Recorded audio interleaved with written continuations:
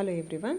In this video, let us discuss the next unit, alteration of share capital and internal reconstruction. Okay. So first we'll see what is internal reconstruction. What is external reconstruction? External reconstruction is nothing but, so there will be a liquidation of one company, and in order to take over the business of that liquidating company, so one new company will be formed. Okay. Liquidation of one company and formation of one company. So ಒಂದು company liquidation ಆಗುತ್ತೆ, ಇನ್ನೊಂದು company formation ಆಗುತ್ತೆ. In case of internal reconstruction, so here instead of going into liquidation, the company will make some internal changes. It will make some internal arrangement wherein the claims of shareholders, the claims of debenture holders or the claims of creditors will be reduced. Okay, ಅಂದರೆ ಇದು ಏನಾಗುತ್ತೆ ಅಂತ ಹೇಳಿದ್ರೆ, liquidation ಹೋದರೆ ತುಂಬ problem ಆಗುತ್ತೆ. So ಕೆಲವೊಂದು ಪ್ರಾಬ್ಲಮ್ಸನ್ನು ಅವರು ಫೇಸ್ ಮಾಡಬೇಕಾಗುತ್ತೆ and it is a lengthy process, ತುಂಬ ಲೆಂದಿ ಪ್ರಾಸೆಸ್. ಸೊ ಅದನ್ನು ತಪ್ಪಿಸೋದಕ್ಕೋಸ್ಕರ, so in order to continue the business, ಆ ಬಿಸ್ನೆಸ್ಸನ್ನು ಕಂಟಿನ್ಯೂ ಮಾಡೋದಕ್ಕೋಸ್ಕರ ಅವ್ರು ಏನು ಮಾಡ್ತಾರೆ, they will make some internal changes, ಕೆಲವೊಂದು ಇಂಟರ್ನಲ್ ಅರೇಂಜ್ಮೆಂಟ್ಸನ್ನು ಮಾಡ್ತಾರೆ. ಓಕೆ, ಆ ಇಂಟರ್ನಲ್ ಅರೇಂಜ್ಮೆಂಟ್ಸ್ ಯಾವ ರೀತಿ ಇರುತ್ತೆ ಅಂತ ಹೇಳಿದರೆ, ಈಗ ಶೇರ್ ಹೋಲ್ಡರ್ಸ್ ಇದು ಕ್ಲೈಮನ್ನು ಕಮ್ಮಿ ಮಾಡೋದು. For example, if the share holders claim is 1 lakh rupees, then it will be reduced to 80,000. Then the debenture holders claim, if it is 50,000, then it will be reduced to 40,000. If the creditors are 25,000, then their claim will be reduced to 20,000. Okay, here the total claims of shareholders or debenture holders or the creditors will be reduced. But before reducing their claims, the consent must be obtained from the respective parties, either from the shareholders or from the debenture holders or from the creditors. Okay, ಕಂಪನಿದು ಏನು total liabilities ಇದೆ, ಆ ಲ್ಯಾಬಿಲಿಟೀಸಲ್ಲಿ so ಒಬ್ಬೊಬ್ಬರ ಕ್ಲೇಮನ್ನು ಏನು ಮಾಡ್ತಾ ಬರೋದು, ಅವರು reduce ಮಾಡ್ತಾ ಬರೋದು. ಸೊ ಈವನ್ ಅದರ್ವೈಸ್ ಈಗ ಕಂಪನಿ ಲಿಕ್ವಿಡೇಷನ್ ಆದರೆ ಈಗ ಕಂಪನಿ ಕೈಯಲ್ಲಿ ಅಷ್ಟು ಹಣ ಇರೋದಿಲ್ಲ, ಶೇರ್ ಹೋಲ್ಡರ್ಸಿಗೂ ಹೇಗೂ ಫುಲ್ ಕೊಡಲಿಕ್ಕಾಗೋದಿಲ್ಲ, ಕೆಲವೊಮ್ಮೆ ಕ್ರೆಡಿಟರ್ಸ್ಗೂ full ಕೊಡಲಿಕ್ಕಾಗೋದಿಲ್ಲ, debenture ಹೋಲ್ಡರ್ಗೂ full ಕೊಡಲಿಕ್ಕಾಗೋದಿಲ್ಲ.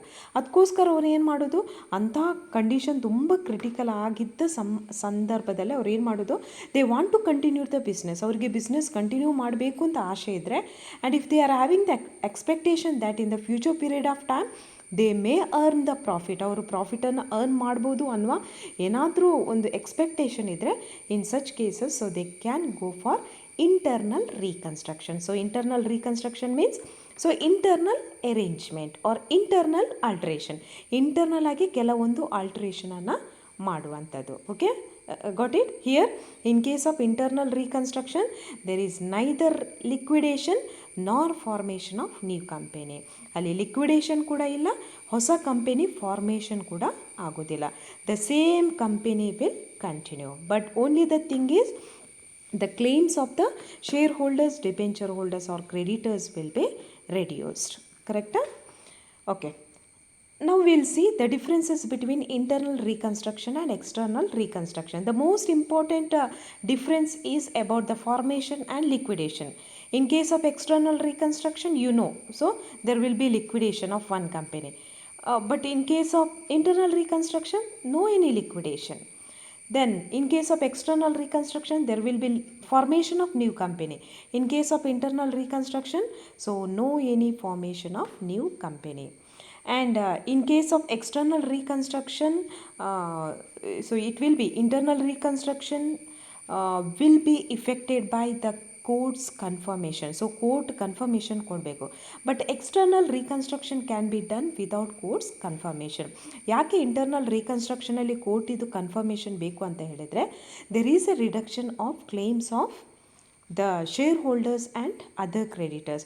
Share holders ಮತ್ತು ಬೇರೆ ಕ್ರೆಡಿಟರ್ಸ್ ಇದು ಕ್ಲೇಮ್ ಕಮ್ಮಿ ಆಗುವ ಕಾರಣ, ಸೊ ಅವರ ಇಂಟ್ರೆಸ್ಟ್ಗೆ ಇಫೆಕ್ಟ್ ಆಗುವ ಕಾರಣ, ಸೊ ನಾಳೆ ಫ್ಯೂಚರಲ್ಲಿ ಯಾವುದೇ ಒಬ್ಜೆಕ್ಷನ್ ಬರಬಾರ್ದು ಅನ್ನುವ ದೃಷ್ಟಿಯಿಂದ ಏನು ಮಾಡ್ತಾರೆ, so they will get the confirmation from the court. But such confirmation is not required in case of external reconstruction. And one more difference, In case of internal reconstruction, the debenture holders or the creditors, generally they will continue. So ಅದೇ debenture holders ಇರ್ತಾರೆ, ಅದೇ creditors ಇರ್ತಾರೆ. But in case of external reconstruction, in most of the cases, so debentures or the creditors will be settled. The old debentures will be cancelled. In the place of that, the new debenture, the debentures of purchasing company will be issued.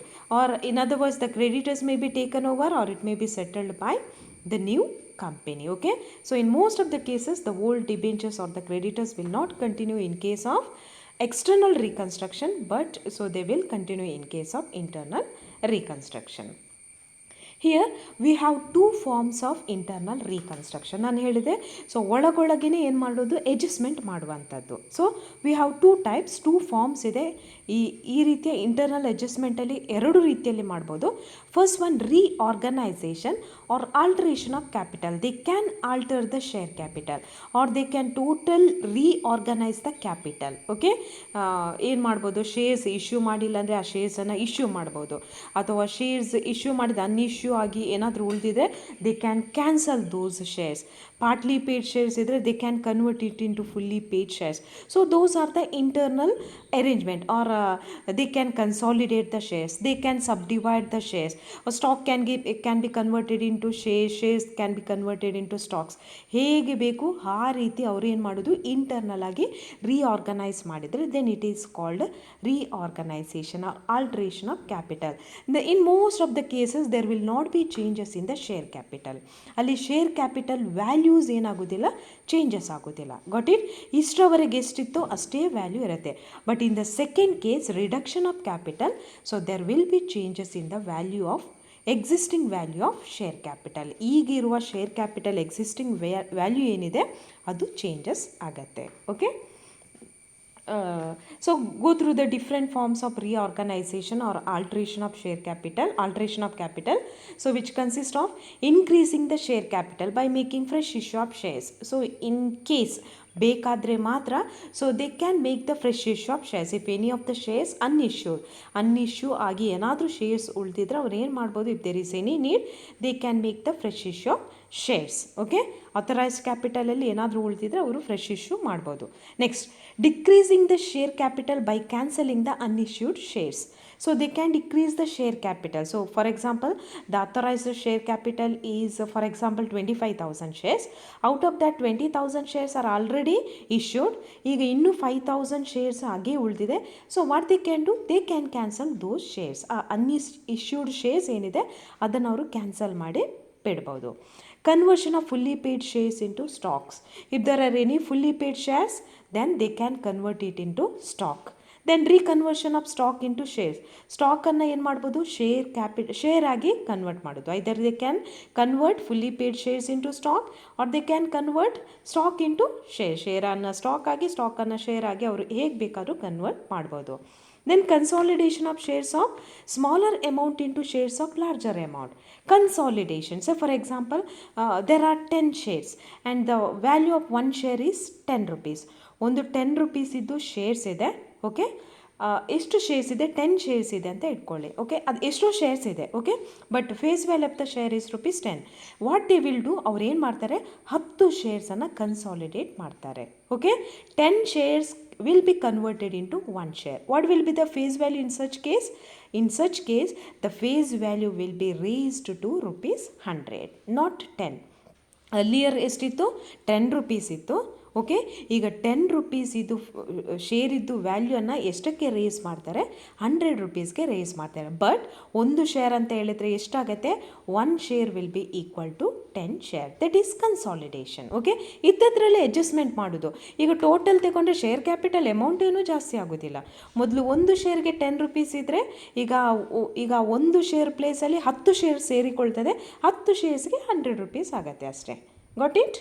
ಮೊದಲು 10 share ಇತ್ತು, ಈಗ ಅದನ್ನು 1 share ಆಗಿ convert ಮಾಡೋದು. 10 share will B consolidated into 1 share. ಅದರ reverse ಏನು, sub division. ಈಗ 100 rupees ಇತ್ತು ಅಂತ ಇಟ್ಕೊಳ್ಳಿ, 100 ರೂಪೀಸ್ ಇದ್ದರೆ ಅದನ್ನೇನು ಮಾಡೋದು, 10 ಡಿವೈಡ್ ಮಾಡೋದು. ಒಂದು ಶೇರ್ ಇದ್ದದನ್ನು 10 ಶೇರ್ ಆಗಿ ಡಿವೈಡ್ ಮಾಡೋದು. 100 ಇದ್ದದ್ದು 10 ಡಿವೈಡ್ ಮಾಡಿದರೆ ಒಂದು ಶೇರ್ ಇದ್ದು ಪ್ರೈಸ್ 10 ರೂಪೀಸ್ ಥರ ಆಗುತ್ತೆ. ಆರ್ 100 ರೂಪೀಸ್ ಇದು ಶೇರ್ ಇದ್ದರೆ ಅದನ್ನು 2 ಶೇರ್ ಆಗಿ ಡಿವೈಡ್ ಮಾಡೋದು, 50 ರೂಪೀಸ್. ಇಲ್ಲಿ ಕೂಡ total share capital amount change ಆಗೋದಿಲ್ಲ, ನಂಬರ್ ಆಫ್ ಶೇರ್ಸ್ ಮಾತ್ರ ಚೇಂಜ್ ಆಗುತ್ತೆ. So these changes or reorganisation will be done according to the convenience of the ಕಂಪನಿಯ ಕನ್ವೀನಿಯನ್ಸ್ಗೋಸ್ಕರ ಅದನ್ನು ಚೇಂಜಸ್ ಮಾಡ್ತಾರೆ.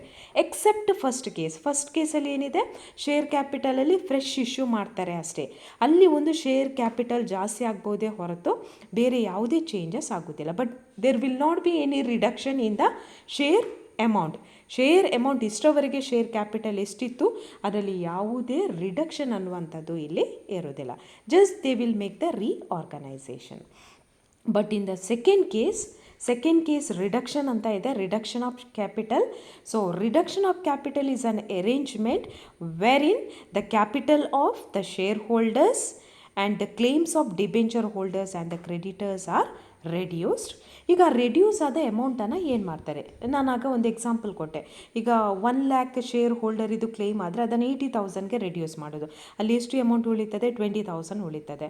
ಡಿಬೆಂಚರ್ ಹೋಲ್ಡರ್ಸ್ 50,000 ಇದ್ದರೆ 40,000ಗೆ ರೆಡ್ಯೂಸ್ ಮಾಡೋದು, ಅಲ್ಲಿ 10,000 ಉಳಿತದೆ. ಕ್ರೆಡಿಟರ್ಸ್ 25 ಇದ್ದರೆ 5,000 ರೆಡ್ಯೂಸ್ ಮಾಡೋದು, ಅಲ್ಲಿ 5,000 ಉಳಿತದೆ. ಸೊ 35,000 ಈಗ ಉಳಿತು. ಆ 35,000 ಅಮೌಂಟನ್ನು ಏನು ಮಾಡ್ತಾರೆ ಅಂತ ಹೇಳಿದರೆ, it will B utilised to write off the various fixed assets or any of the fictitious assets. Asset ಸೈಡಲ್ಲಿ ಏನೆಲ್ಲ ಫಿಕ್ಟಿಷಿಯಸ್ ಅಸೆಟ್ಸ್ ಇದೆ ಅಥವಾ ಇವರೇನು ಡೆಪ್ರಿಸಿಯೇಷನ್ ಇಷ್ಟವರೆಗೆ ಚಾರ್ಜ್ ಮಾಡದೆ ಏನು ಅಸೆಟ್ಸನ್ನು ಓವರ್ ವ್ಯಾಲ್ಯೂಯೇಷನ್ ತೋರಿಸ್ತಾ ಇದ್ರು, ಸೊ ಅದನ್ನೆಲ್ಲ ರೈಟ್ ಆಫ್ ಮಾಡಲಿಕ್ಕೆ ಆ ಅಮೌಂಟನ್ನು ಅವ್ರು ಯುಟಿಲೈಸ್ ಮಾಡ್ಬೋದು. Okay, got it. ಈಗ for example liabilities is equal to asset, ಕರೆಕ್ಟಾ? ಎಷ್ಟು ಲಯಬಿಲಿಟೀಸ್ ಟೋಟಲ್ ಇರಬೇಕಾ ಅಷ್ಟೇ ಅಸೆಟ್ ಇರಬೇಕು. ಇಲ್ಲಿ liabilities is equal to asset ಇರುತ್ತೆ, ಬಟ್ ಅಸೆಟ್ಸ್ ಓವರ್ ವ್ಯಾಲ್ಯೂಯೇಷನ್ ತೋರಿಸ್ತಾ ಇರ್ತದೆ. ಯಾಕೆಂದರೆ ಅವರು ಡೆಪ್ರಿಸಿಯೇಷನ್ನೇ ಚಾರ್ಜ್ ಮಾಡೋದಿಲ್ಲ. ನಿಜವಾಗಿ ಮಾರ್ಕೆಟಲ್ಲಿ ನೋಡಿದ್ರೆ ಅದರ ವ್ಯಾಲ್ಯೂ ಅಷ್ಟಿರೋದಿಲ್ಲ. ಈಗ ನಾವು ಅದನ್ನು ರೈಟ್ ಆಫ್ ಮಾಡಬೇಕಾದ್ರೆ ಅದರ ನಿಜವಾದ ವ್ಯಾಲ್ಯೂಗೆ ನಾವು ತರಬೇಕಾದ್ರೆ ನಾವು ಲಯಬಿಲಿಟೀಸಲ್ಲಿ ಕೂಡ ರಿಡಕ್ಷನ್ ಮಾಡಲೇಬೇಕು. ಸೊ ಆ ಪರ್ಪಸ್ಗೋಸ್ಕರ ಇಲ್ಲಿ ಅಸೆಟ್ಸ್ ಓವರ್ ವ್ಯಾಲ್ಯೂ ಆದದನ್ನು ಕಮ್ಮಿ ಮಾಡಬೇಕಾದ್ರೆ ಇಲ್ಲಿ ಲಯಬಿಲಿಟೀಸ್ ಇದ್ದು ವ್ಯಾಲ್ಯೂವನ್ನು ನಾವು ಕಮ್ಮಿ ಮಾಡಬೇಕು. ಇಲ್ಲಿ ಎಷ್ಟು ಕಮ್ಮಿ ಮಾಡ್ತಾ ಬರ್ತೇವೋ ಅಷ್ಟೇ ಅಮೌಂಟನ್ನು ಅಲ್ಲಿ ಅಸೆಟ್ಸಿಂದ ನಾವು ಏನು ಮಾಡ್ತಾ ಬರ್ತೇವೆ, ರೈಟ್ ಆಫ್ ಮಾಡ್ತಾ ಬರ್ತೇವೆ. ಅದು ಗುಡ್ ವಿಲ್ ಅಮೌಂಟ್ ಇರ್ಬೋದು. ಈಗ ಬಿಸ್ನೆಸ್ ಲಾಸಲ್ಲಿದೆ ಅಂತ ಹೇಳಿದರೆ ಆ ಗುಡ್ ವಿಲ್ ಇರೋದಕ್ಕೆ ಅರ್ಥನೇ ಇಲ್ಲ, ಅದನ್ನು ಅವರು ರೈಟ್ ಆಫ್ ಮಾಡಬೇಕು. ಪ್ರಿಲಿಮಿನರಿ ಎಕ್ಸ್ಪೆನ್ಸಸ್ ಅಂತ ಫಿಕ್ಟಿಷಿಯಸ್ ಅಸೆಟ್ಸ್ ಏನಿದೆ ಅದೆಲ್ಲವನ್ನು ಅವರು ರೈಟ್ ಆಫ್ ಮಾಡಬೇಕು. ಓಕೆ, ಹಿಯರ್ ಸೊ ಇದರಲ್ಲಿ ರಿಡಕ್ಷನ್ ಆಫ್ ಕ್ಯಾಪಿಟಲಲ್ಲಿ ಕೆಲವು ಫಾರ್ಮ್ಸ್ ಇದೆ. So extinguishing or reducing the liability of members for the uncalled capital if any of the amount if it is uncalled. ಇದು unissued shares ಬಗ್ಗೆ ಅಲ್ಲ, ಅದು reorganisation of ಕ್ಯಾಪಿಟಲಲ್ಲಿ ಬರೋದು. ಇದು uncalled capital. So for example shares are issued with a face value of ₹10 per share, but so for the called only 8 per share. Okay, ಈಗ ಅದು partly paid shares ಆಗಿ ಇದೆ. ₹10 ಫೇಸ್ ವ್ಯಾಲ್ಯೂ, ಇಷ್ಟರವರೆಗೆ 8 per share paid up ಆಗಿದೆ. ಈಗ ಇನ್ನು ₹2 ಇನ್ನಷ್ಟೇ ಕರಿಬೇಕು. ಈಗ ಈ ಸ್ಟೇಜಲ್ಲಿ ಅವ್ರು ಏನು ಮಾಡ್ತಾರೆ, ಆ ₹2 ಇನ್ನೇನು ಕರಿಬೇಕಾ ಅದನ್ನು ಕ್ಯಾನ್ಸಲ್ ಮಾಡಿ ಬಿಡ್ತಾರೆ. What it mean? So partly paid shares are converted into fully paid shares. ಇಷ್ಟರವರೆಗೆ ಪಾರ್ಟ್ಲಿ ಪೇಯ್ಡ್ ಶೇರ್ ಇದ್ದದ್ದು ಈಗ ಫುಲ್ಲಿ ಪೇಯ್ಡ್ ಶೇರ್ ಆಗಿ ಕನ್ವರ್ಟ್ ಆಗುತ್ತೆ. 8 per share will be considered as fully paid shares, right? Next, reducing the share capital by returning that portion which is in excess of the requirement of the company or not represented by available asset. ಈಗ ಏನಾದರೂ asset ಅಂದರೆ ಆ asset ಅನ್ನೋದು represent ಮಾಡ್ತಾ ಇಲ್ಲ. ನಾನು ಹೇಳಿದೆ assets ಅಂತ ಹೇಳಿದರೆ ಅದು ಲಯಬಿಲಿಟೀಸ್ಗೆ ಈಕ್ವಲ್ ಆಗಿರಬೇಕು. ಈಗ ಅಸೆಟ್ಸ್ ಓವರ್ ವ್ಯಾಲ್ಯೂಯೇಷನ್ ಆಗ್ತಾ ಇದೆ ಅಂತ ಹೇಳಿದರೆ ಇಲ್ಲಿ ಲಯಬಿಲಿಟೀಸ್ ಅಷ್ಟೇ ಕಮ್ಮಿ ಆಗಬೇಕು. ಈಗ ಕಮ್ಮಿ ಮಾಡಬೇಕಾದ್ರೆ ಅವ್ರು ಏನು ಮಾಡಬೇಕು? So what they have to do, ಅವರಿಗೆ ಅವರ ರಿಕ್ವೈರ್ಮೆಂಟಿಗಿಂತ ಜಾಸ್ತಿ ಎಷ್ಟು ಕ್ಯಾಪಿಟಲ್ ಇದೆಯೋ ಬಿಸ್ನೆಸ್ಸಲ್ಲಿ ಅದನ್ನು ಅವರು ಏನು ಮಾಡಬೇಕು, ಶೇರ್ ಹೋಲ್ಡರ್ಸ್ಗೆ ರಿಟರ್ನ್ ಮಾಡಿ ಬಿಡಬೇಕು. ಓಕೆ, ಅದನ್ನು ಜಸ್ಟ್ ಅಮೌಂಟ್ ಅವರಿಗೆ ರಿಟರ್ನ್ ಬ್ಯಾಕ್ ಕೊಟ್ಟು ಬಿಡುವಂಥದ್ದು. ಆಗೇನಾಗುತ್ತೆ, ಶೇರ್ ಕ್ಯಾಪಿಟಲ್ ಅಮೌಂಟ್ ಆಟೋಮೆಟಿಕ್ಕಾಗಿ ರೆಡ್ಯೂಸ್ ಆಗುತ್ತೆ. Next writing of share capital which is last means which is not represented by our asset. ಅದು ನಮ್ಮ ಅಸೆಟನ್ನು ರೆಪ್ರೆಸೆಂಟ್ ಮಾಡಿಲ್ಲ ಅಂದರೆ ಸೊ ಅಂಥ ಶೇರ್ ಕ್ಯಾಪಿಟಲನ್ನು ನಾವು ಏನು ಮಾಡಿ ಬಿಡ್ತೇವೆ, ರೈಟ್ ಆಫ್ ಮಾಡಿ ಬಿಡ್ತೇವೆ. So next go through the some journal entries. Okay, so first journal entry is relating to rearrangement of capital or reorganization of capital or alteration of capital.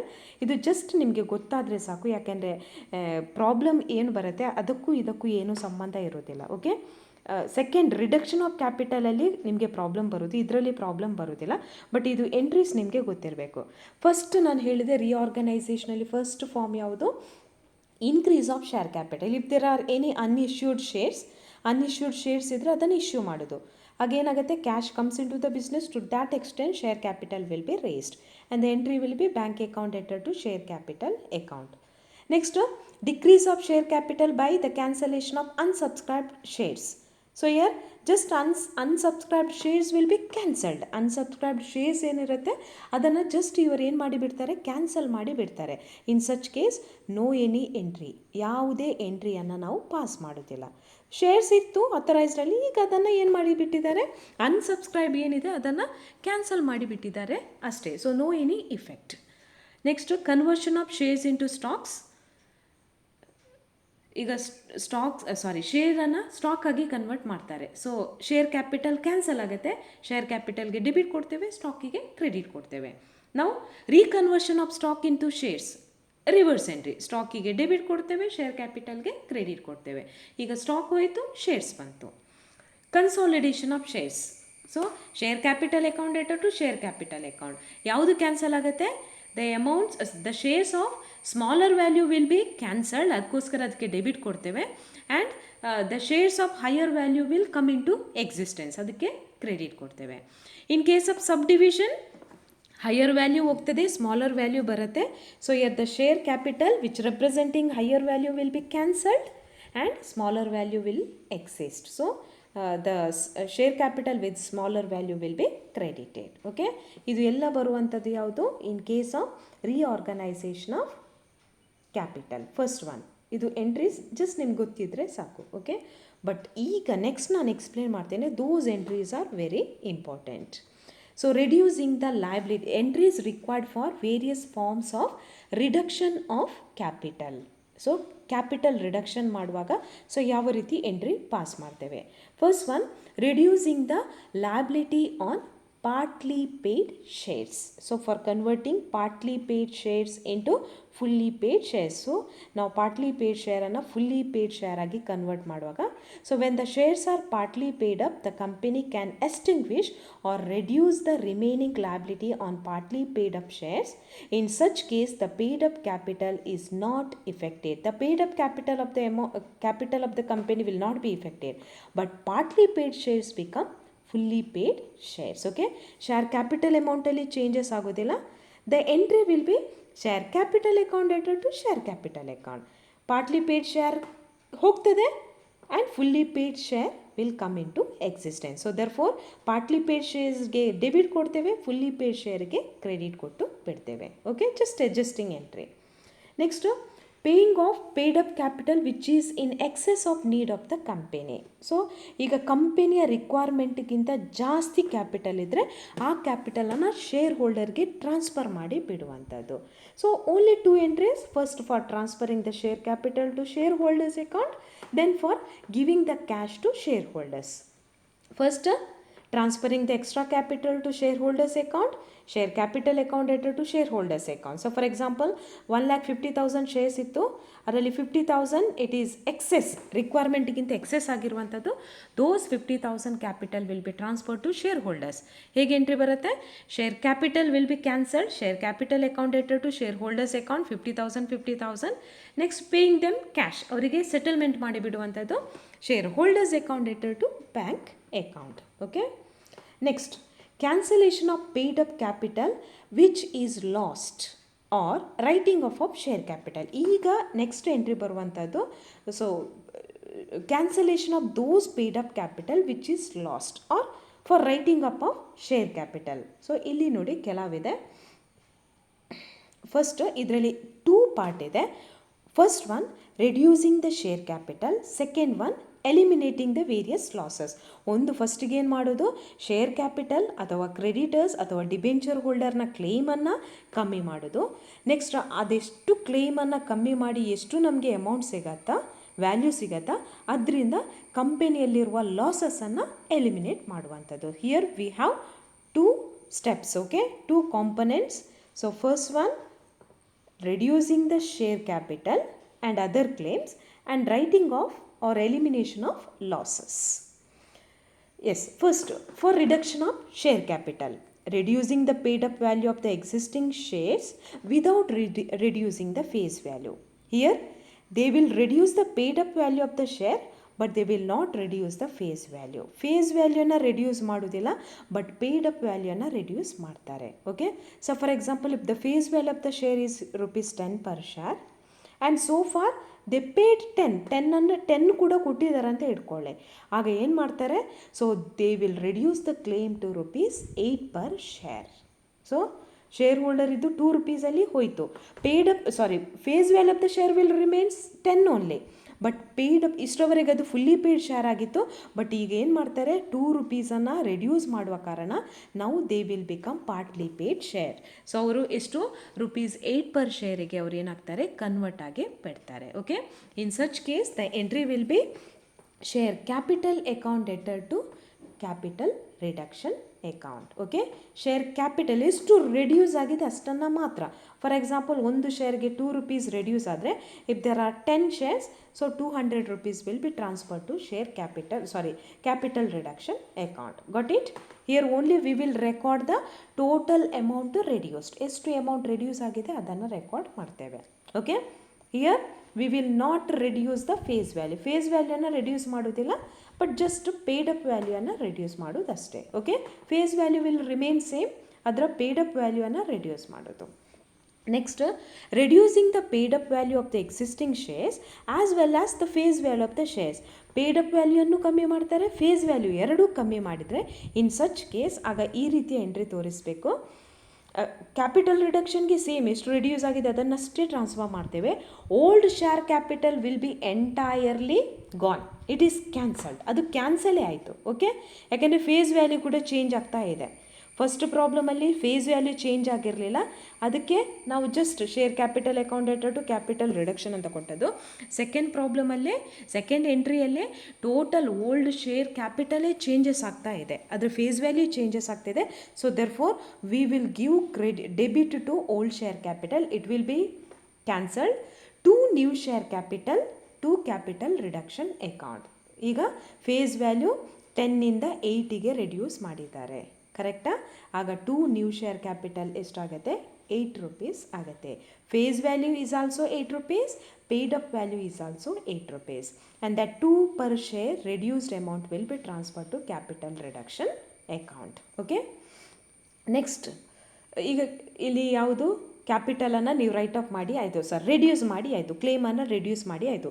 ಈಗ ನಿಮಗೆ ಏನು ಅಮೌಂಟ್ ಸಿಗತ್ತಾ ಅದನ್ನು ಈ ಎಲ್ಲ ಲಾಸಸನ್ನು ರೈಟ್ ಆಫ್ ಮಾಡಲಿಕ್ಕೆ ಯೂಸ್ ಮಾಡಬೇಕು. ಯಾವೆಲ್ಲ ಲಾಸ್ ಬರೋ ಚಾನ್ಸ್ ಇದೆ ಇಲ್ಲಿ ನೋಡಿ. ರೆಡ್ಯೂಸ್ ಮಾಡುವಾಗ ನಾವು ಕ್ಯಾಪಿಟಲ್ ರಿಡಕ್ಷನ್ಗೆ ಕ್ರೆಡಿಟ್ ಕೊಡ್ತೇವೆ, ಅದೇ ಇಲ್ಲಿ ರೈಟ್ ಆಫ್ ಮಾಡುವಾಗ ಕ್ಯಾಪಿಟಲ್ ರಿಡಕ್ಷನ್ಗೆ ಡೆಬಿಟ್ ಕೊಡ್ತೇವೆ. ಇಲ್ಲಿ ರೈಟ್ ಆಫ್ ಮಾಡುವಾಗ ಇಲ್ಲಿ ರೆಡ್ಯೂಸ್ ಮಾಡುವಾಗ ಏನು ಸಿಕ್ಕಿತು, ಡಿಬೆಂಚರ್ ಹೋಲ್ಡರ್ ಇದು ಕ್ಲೇಮ್ ರೆಡ್ಯೂಸ್ ಮಾಡುವಾಗಲೂ ಕ್ಯಾಪಿಟಲ್ ರಿಡಕ್ಷನ್ಗೆ ಕ್ರೆಡಿಟ್ ಕೊಡ್ತೇವೆ, ಕ್ರೆಡಿಟರ್ಸ್ ಇದು ಕ್ಲೇಮ್ ರೆಡ್ಯೂಸ್ ಆಗುವಾಗಲೂ ಕ್ಯಾಪಿಟಲ್ ರಿಡಕ್ಷನ್ಗೆ ಕ್ರೆಡಿಟ್ ಕೊಡ್ತೇವೆ. ಅದೆಲ್ಲ ರೆಡ್ಯೂಸ್ ಮಾಡಿ ಎಷ್ಟು ಹಣ ಕಲೆಕ್ಟ್ ಆಗುತ್ತೋ ಅದು ಇಲ್ಲಿ ಬರುತ್ತೆ, ಡೆಬಿಟ್ ಆಗುತ್ತೆ. ಇದರಿಂದ ಒಂದೊಂದೇ ಲಾಸನ್ನು ನಾವು ರೈಟ್ ಆಫ್ ಮಾಡ್ತಾ ಬರುವಂಥದ್ದು. Okay, so these all are the possible losses. ಇದೆಲ್ಲ ಪಾಸಿಬಲ್ ಲಾಸಸ್, ಬ್ಯಾಲೆನ್ಸ್ ಶೀಟಲ್ಲಿ ಇದೆಲ್ಲ ಇರುತ್ತೆ. Profit and loss, debit balance ಯಾವುದು, ಅಸೆಟ್ ಸೈಡಲ್ಲಿ ಇರುವ ಲಾಸ್ ಬ್ಯಾಲೆನ್ಸ್ ಇದು. Next, preliminary expenses. So these are the fictitious assets to underwriting commission account, to discount on shares and debentures. So these all are fictitious assets. ಇದು asset ಸೈಡಲ್ಲಿ ಇರುವಂಥದ್ದು. ಯಾವುದು, profit and loss account is the debit balance, ಪ್ರಾಬ್ಲಮಲ್ಲಿ ಇರುವಂಥ ಬಿಸ್ನೆಸ್ಸಲ್ಲಿ ಇರುವಂಥ loss balance. Preliminary expenses, under writing commission, discount on shares and debentures account. So all these are the fictitious assets. ಈ ಎಲ್ಲ fictitious ಅಸೆಟ್ಸನ್ನು ನಾವು internal reconstruction ಆಗುವಾಗ ಏನು ಮಾಡ್ತೇವೆ, right of ಮಾಡ್ತೇವೆ. ಅದು ಅಷ್ಟೇ ಅಲ್ಲ, so again we must right of the existing goodwill value. So where the existing goodwill value will be shown, it will be shown in the balance sheet of the company. Then the overvalued assets account. Overvalued assets ಅಂದರೆ ಯಾವುದಕ್ಕೆ ಹೇಳ್ತೇವೆ, so for example machinery 50,000 ಇದೆ, ಅದರಲ್ಲಿ ಪ್ರಾಬ್ಲಮಲ್ಲಿ ಹೇಳ್ತಾರೆ ಅದಕ್ಕೆ ನೀವು ಇಷ್ಟು depreciation charge ಮಾಡಬೇಕು ಅಂತ ಹೇಳಿ, ಅಥವಾ ಅದು ಅಷ್ಟು ಓವರ್ ವ್ಯಾಲ್ಯೂ ಆಗಿದೆ, ಎಷ್ಟು ಓವರ್ ವ್ಯಾಲ್ಯೂ ಆಗಿದೆ ಅದನ್ನು ನೀವು ರೈಟ್ ಆಫ್ ಮಾಡಬೇಕು. Next unrecorded liability. In the ಅಡ್ಜಸ್ಟ್ಮೆಂಟಲ್ಲಿ ಏನಾದರೂ ಅನ್ರೆಕಾರ್ಡೆಡ್ ಲ್ಯಾಬಿಲಿಟಿ ಕೊಟ್ಟಿದ್ರೆ ಅದನ್ನು ಕೂಡ ನೀವು ರೈಟ್ ಆಫ್ ಮಾಡಿ ಬಿಡಬೇಕು. So after writing of all the overvalued portion of the assets and profit and loss account, debit balance and fictitious assets, if there is any still balance remaining in capital reduction ಸಾರಿ, ಇಲ್ಲಿ ಈಗ ನಿಮಗೆ 50,000 ಉಂಟು ಅಂತ ಇಟ್ಕೊಳ್ಳಿ capital ರಿಡಕ್ಷನಲ್ಲಿ, ಇದೆಲ್ಲ right of ಮಾಡಿ 48,000 ಆಯಿತು. ಈಗ 2,000 ಬ್ಯಾಲೆನ್ಸ್ ಉಳೀತು. ಆ 2,000ಅನ್ನು ನೀವು ಎಲ್ಲಿಗೆ ಟ್ರಾನ್ಸ್ಫರ್ ಮಾಡ್ತೀರಿ, ಕ್ಯಾಪಿಟಲ್ ರಿಸರ್ವ್ಗೆ ಟ್ರಾನ್ಸ್ಫರ್ ಮಾಡ್ತೀರಿ. ಇದು ಯಾವಾಗಲೂ balancing figure. Okay, this capital reserve will always come as balancing figure, right.